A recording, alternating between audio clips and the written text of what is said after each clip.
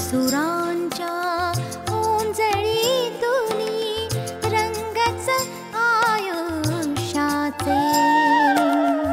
शब्दसुरांच्या ओंजळीतूनी रंगच आयुष्याचे। अथांग स्वर कवितेचे अथांग स्वर कवितेचे।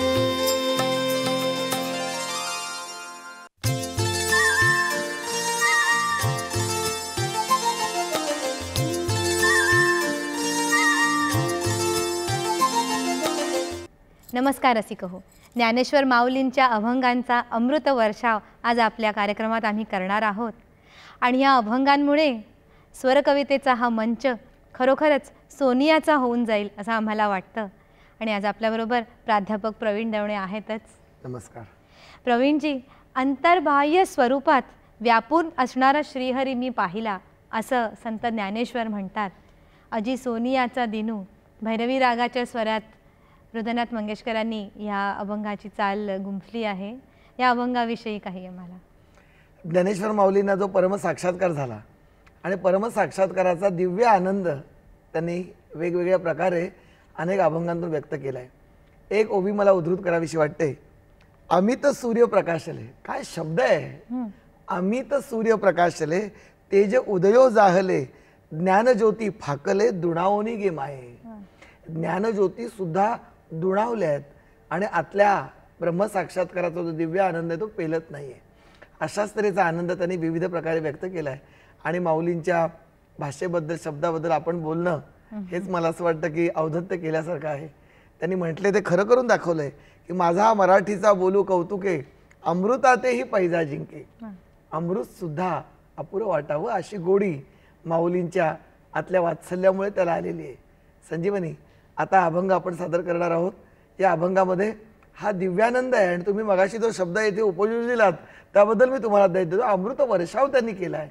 मी रसिकांना सांगू इच्छितो, रसिक हो, खरंच आहे की आज या स्वरकवितेच्या माध्यमातून माऊलींचे शब्द आपल्या घरी भेटायला आलेत।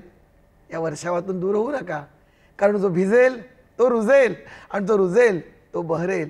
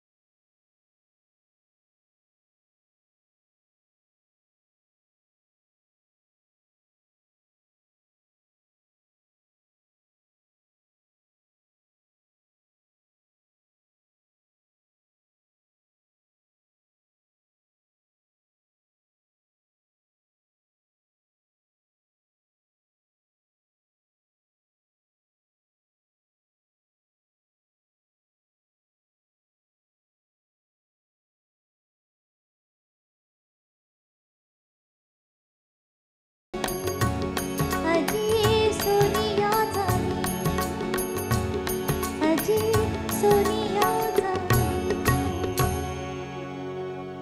अथांग स्वर कवितेचे. ब्रेक नंतर पुनश्च स्वागत. निरंतर समाधीचं एकमेव साधन म्हणजे भगवंताचं अखंड नामस्मरण.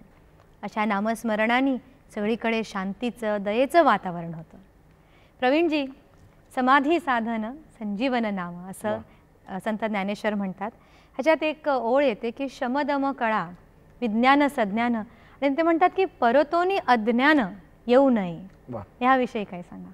केवढी तरी मोठी मागणी आहे ना. हो, कारण सगळ्या दुःखाचं जे मूळ आहे ते मुळात अज्ञानच आहे. अगदी. किंवा अज्ञानच जर मुळात नसेल तर फळामध्ये आनंदच येणार ना. त्यामुळे मागणी मागताना सुद्धा ही मंडळी लौकिक मागत नाहीत.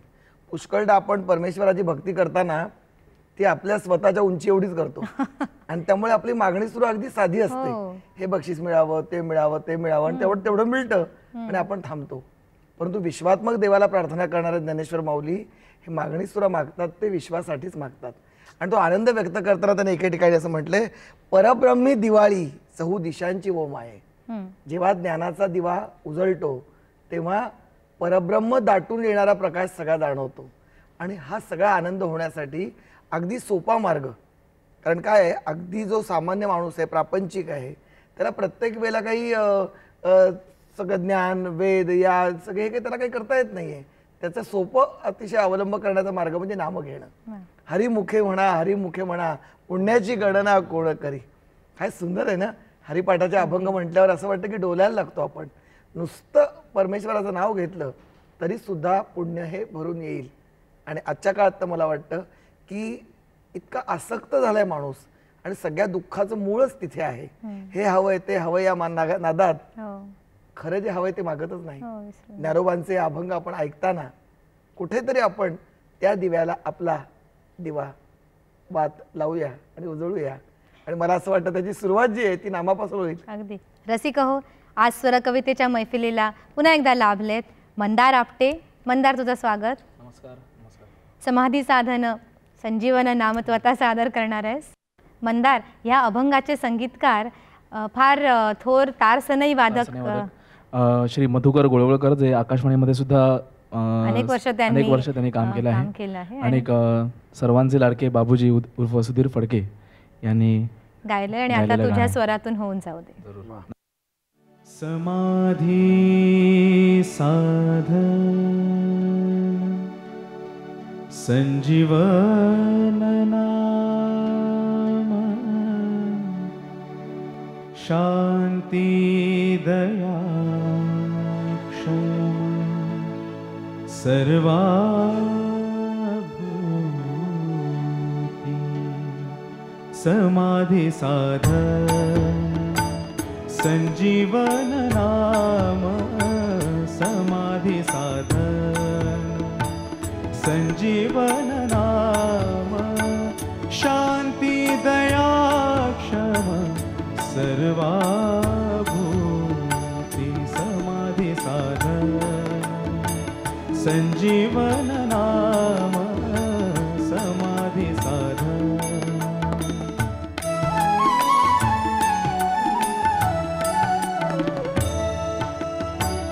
शांतीची पै शांती निवृत्ती दातारू शांतीची पै शांती निवृत्ती दातारू हरि नाम उच्चारू हरि नाम उच्चारू दिधला ते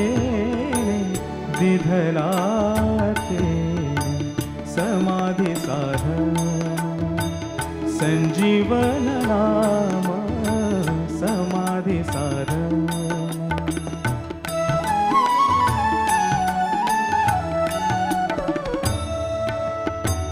शमदम कळा विज्ञान सज्ञान शमदम कळा विज्ञान सज्ञान परतोनि अज्ञान परतोनि अज्ञान नये घरा समाधी साधन संजीवन नाम समाधी साधन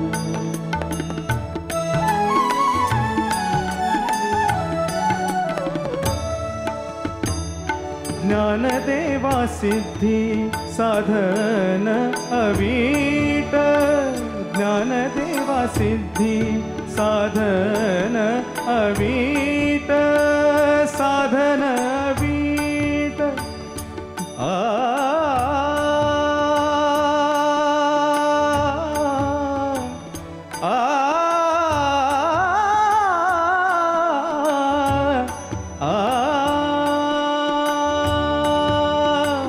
ज्ञानदेवा सिद्धी साधन वीट भक्ती मार्ग नीट भक्ती मार्ग नीट हरी पंथी समाधी साधन संजीवन नाम समाधी साधन संजीवन नाम शांती दया क्षम सर्वाभूती समाधी साधन संजीवन नाम समाधी साधन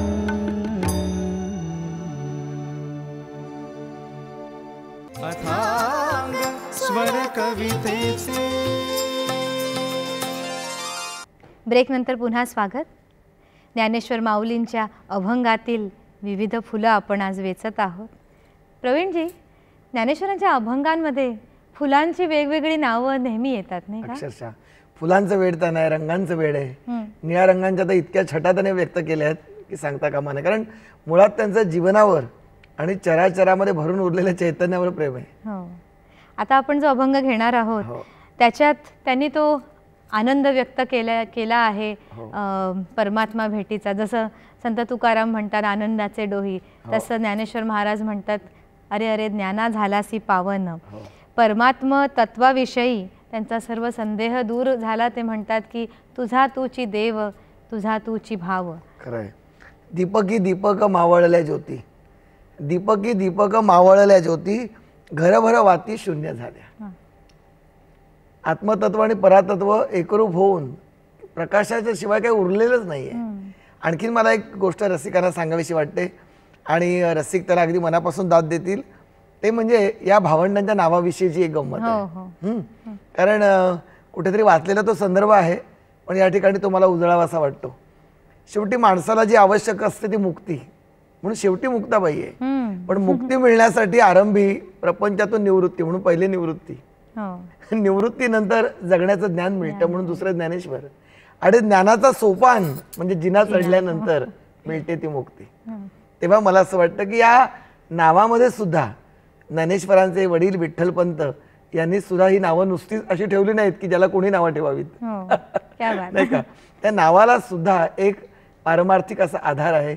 मला सांगायचं हे की आज या कार्यक्रमातला हा कळसाध्याय आहे. त्यामुळे अवतीभोवतीचं सगळं चराचर या ज्ञानाने पावन झालंय.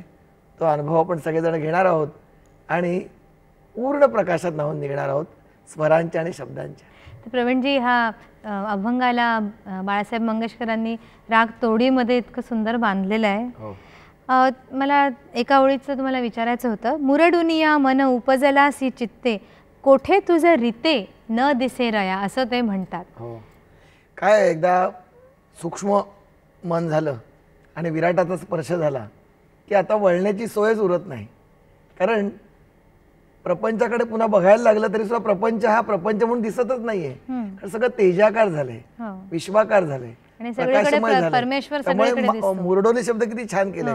इथे मुरडोनीचे दोन अर्थ मला जाणवतात. एक म्हणजे मागे वळून पाहणं आणि मनाला मुरडणं, नाही का? कुठल्याही पद्धतीने जरी मागे वळलं तरी सुद्धा आता परमात्म्याशिवाय काही दिसतच नाही. ही ज्ञानाची अवस्था. सुंदर.